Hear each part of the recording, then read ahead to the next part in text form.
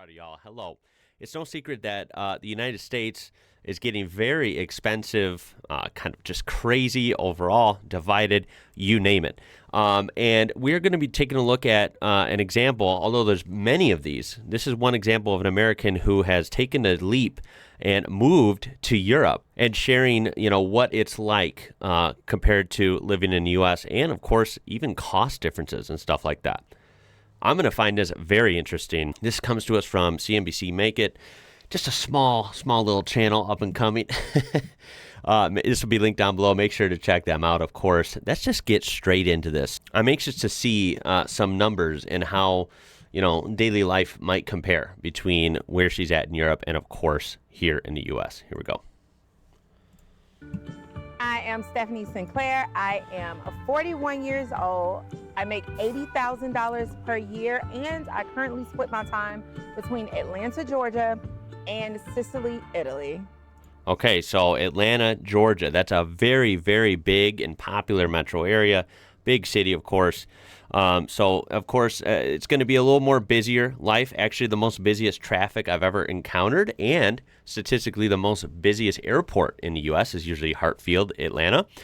So Atlanta is a very busy city, and of course, I imagine, although I've never lived there, I imagine it's pretty pricey, as bigger cities like that usually are, versus maybe rural Georgia, But regardless, we're comparing Atlanta, Georgia in the U.S. to now living in Sicily, Italy. Sounds like a really interesting jump. Sicily, Italy, not knowing much about it, but I know it's basically almost like an island, way southern Italy there, kind of its own little thing.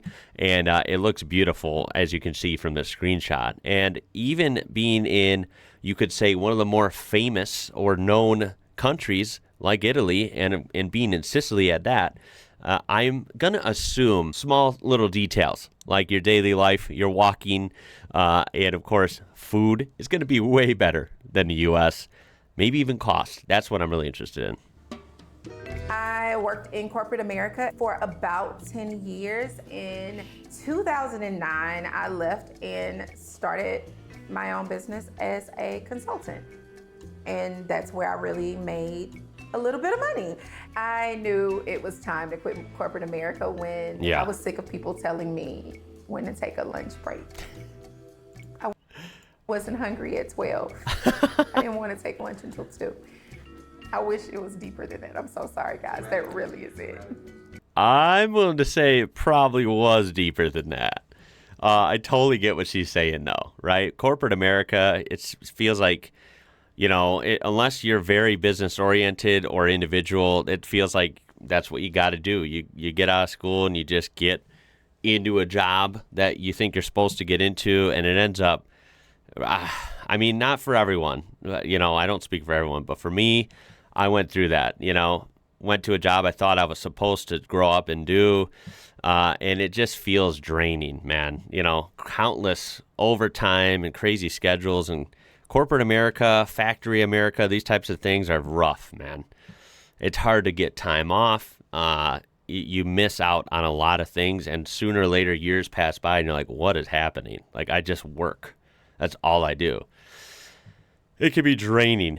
And yeah, you don't get to choose when to take your lunch. You don't get time off for a big, just to relax or even a vacation or anything.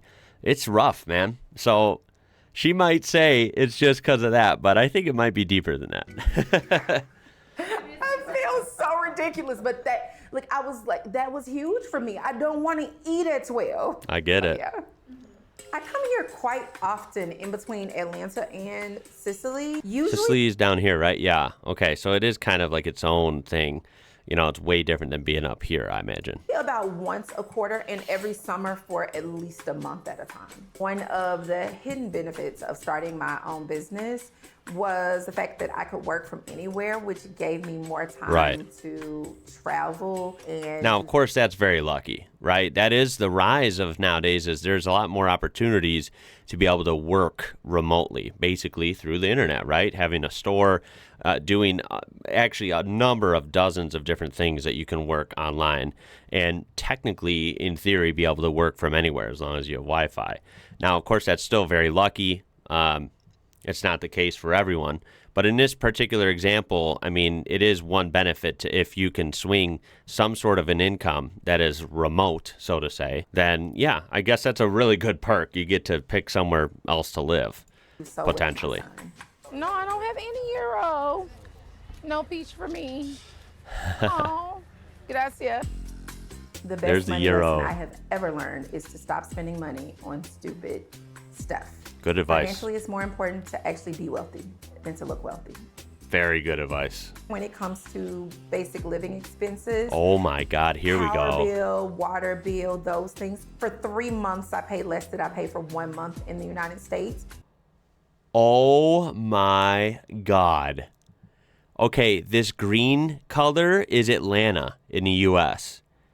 The darker blue color, or the blue colors, is Sicily. Look at Italy versus the U.S. Yeah, I'm sure she lives in a decent place in Italy. And look at this. It says she bought a home for $62,000. That's what it says up here. It's not showing it here for some reason, but it says that in the title. I can personally guarantee, even without being an expert on Atlanta, I can guarantee you're not going to find anything for $62,000 in Atlanta. As a matter of fact, here is not even close to 62, but rather 87,000, a very dirt cheap home in Atlanta, and it's looking like this. You're basically getting a lot, and look at how much it is. Rather, if you want to get an actual house, be it very small for American standards, just a standard 2-bed, 2-bath house that's only 1,100 square feet, look at how much it is. $550,000. What the heck? More like maybe $562 or $462 for like a smaller house, probably upwards of $1 million for something really nice. You're just not going to find something, that you're proud of for 62 grand. That's just not happening. Housing here is unbelievably expensive in the U.S. in any major metro area.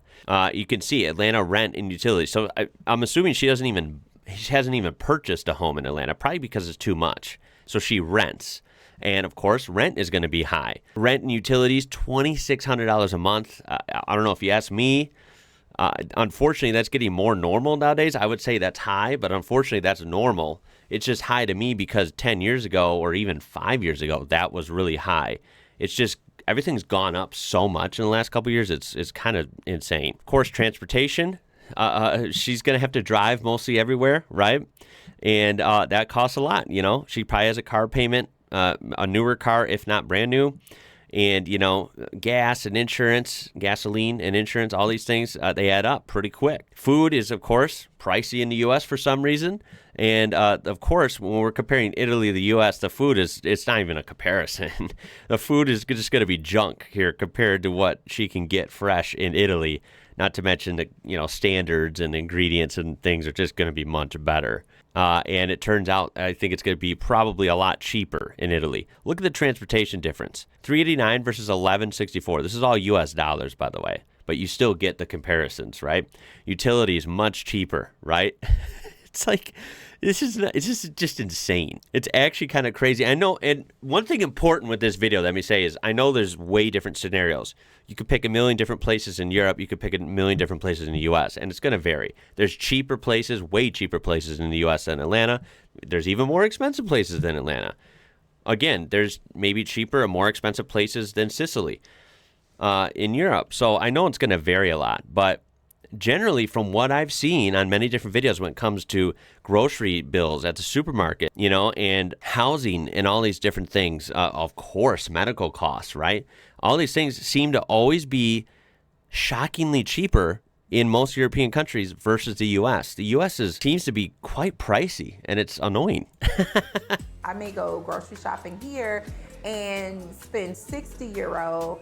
It's no way I can walk in a Publix in the United States. Publix is a chain here in the southeast where she would be in Georgia. Not spend over $100. Yeah. That's the truth. That is ridiculous. It is almost, no, it's not almost, it is impossible to walk into the store and buy I'd say a regular amount of groceries, a realistic amount, so you would not have to go for the next 7 days. There's no way you're buying all of that for under $100 here in the U.S. It's just not happening. Groceries are unbelievably expensive. And I've noticed, I keep track of stuff with receipts. I have noticed a shockingly high amount of, percentages that these have gone up in the U.S. only in the last 5 years. When my wife and I got married 6 years ago, groceries were significantly cheaper than they are now. It's kind of frightening. Here we have a whole chicken cut into pieces for €2. God. 95. So €2.95, $3.10 US. Let me tell you, that chicken is probably a 95% chance that's better for you, like just better quality chicken than most chicken examples you would find here in the US for obvious reasons, right? Not to mention, that would easily be triple that price here. I'm sorry, it would. Triple. Here is a container of milk. It is €1. Wow. Okay, That's crazy. A look at this cheese. You get a really big chunk of blue cheese for. Oh my God. Again, that would be triple. Double at least, probably triple. And again, arguably the quality is going to be worse here. €3.48. Oh man. A loaf of bread here, whether you're getting it in the grocery store or from the bakery. We know the bread's going to be better there. Runs 90 cents. And Wow. It's so fresh, so good. Fresh bread like that here easily would be about $3 minimum. 20 eggs here. €3.89 a bottle. That's insane. That's how much like the cheapest dozen eggs is here. Of water. This is 2 liters. It's 39 cents. What? My internet Oh my in God. Italy is. And it's a 2-liter bottle. You don't even find 2-liter bottles of water here. They're all way smaller, talking like 16 ounces. And they're like $2.50, $3.50, depends on the brand. What the heck? €50 a month, and my That's internet cheap. in Atlanta is $150. Yeah, my internet's 110. It varies by area. My internet's 110. Granted, it's very fast. But, I've lived in New Mexico. I've lived in Illinois. It was basically similar prices. I think New Mexico was slightly cheaper, but it was always around $100 for years it's been around that. One of the biggest expenses that I do have is renting a car. For 1 week in the summer, you may pay €800, whereas That's a lot. 1 week right now is about $139. Oh, so it varies. Obviously, summer would be big tourism around that, around probably many parts of Italy. So I guess that makes sense. I guess, to an extent, depending on where you're at in the U.S., seasonal prices are going to change as well. You can get rentals really cheap. I do have a lot of experience with rental cars here. And rental cars, sometimes I get really good rates where it's like, holy crap, I'm getting this thing. I'm like stealing this thing. I get this for a week or 2 weeks for super cheap. But then sometimes it's quadruple that price. So I think that varies by country as well. Huge and difference. time. And it fluctuates depending on the season. Yeah, that makes sense. I was looking for a house in Atlanta, and for what I know I should have been able to get for that amount of money, I no longer could get. And so I just kind of figured maybe it's time I start looking elsewhere, and I started looking here in Sicily. Look at that. Oh, God, that's gorgeous. That is so cool, dude. I paid $62,000. That's unreal. All in, my renovation costs are $21,000. All right, so 62. I don't know if that's including the 21. Let's say it's not including it. So 62 plus 21, $83,000 deep into this. And I'm sure it's a very pleasant, beautiful living space. I mean, look at that. How cool is that? Right on the street. Look at how, I don't know, it's just so different than the U.S. Like, look at how cool and chill and safe that looks. You can walk and have no worries on that street. Welcome to Casa Mia. Come on in. And it's big. My God. This is my dining room, which is always the center of an Italian home. And this is my master bedroom. I'm not quite done decorating it yet, but my favorite feature are these original Italian tile floors. Aren't they beautiful? My other favorite feature of this bedroom would be this amazing balcony. Can you imagine waking up in the mornings Wow. and having breakfast out here? That sounds like an awesome experience. Going out there at 7 a.m. Oh, just taking in that fresh morning air in Italy like that. Wow. For way cheaper. We are now here in my study, and as you can see, it is full of antiques, but I want to show you my favorite part. Here is an antique desk that I got locally. That's cool. Yes, it's a real work desk. Wow. It's 390 euro. Here in Okay. Italy, antiques are not their favorite, so you can get them extremely affordably. That's awesome. Antiques are totally a thing here, where antiques usually fetch good money if they're in great shape. That's like an actual style that people pay for here. Off the study. Usually the new stuff is cheap and kind of crappy, and it's a lot cheaper. That's funny. This huge balcony. As you can see, we have balconies off every room, but this one is special because it actually wraps around. And it wraps around. The That's house. That's freaking awesome. This is what And a sealed rooftop like the villa deal for me. This beautiful rooftop terrace with amazing views of the city, as well as an amazing view of the countryside. That's cool. That is hella cool.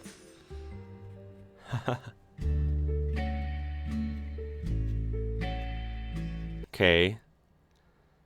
Dang, that's a lot in a brokerage account. What the hell? That's not I plan to normal, I retire don't here think, in for Sicily most people. because it is much more affordable to retire here. Currently, I imagine. If I look at the numbers for me to retire in the United States, would be over 2.5 million that I would need, and to retire here, I would only need about 450,000. I can actually comfortably live here full time, shop, travel, eat out regularly for 18,000 per year.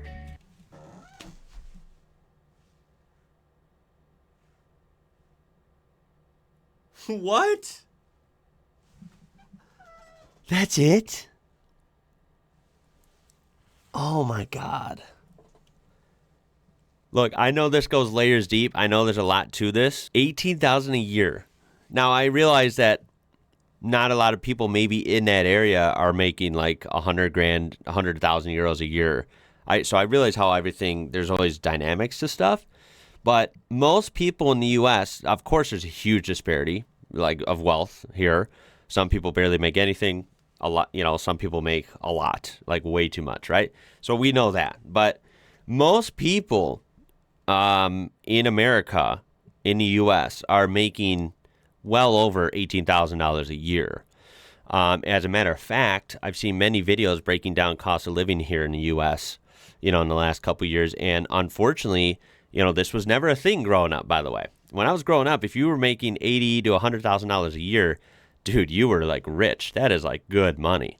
Now, in 2024 in the U.S., if you're in, if you're even near any major city, unless you're out in the middle of nowhere like Nebraska or something, if you're near any city, you can make like $100,000 a year, which you'd think would be a good amount of money. And people are struggling here in the U.S. It is ridiculous with all the different costs. Everything's gone up. Cars are ridiculously expensive. Insurance is ridiculous. Medical expenses, as you know, are just criminal.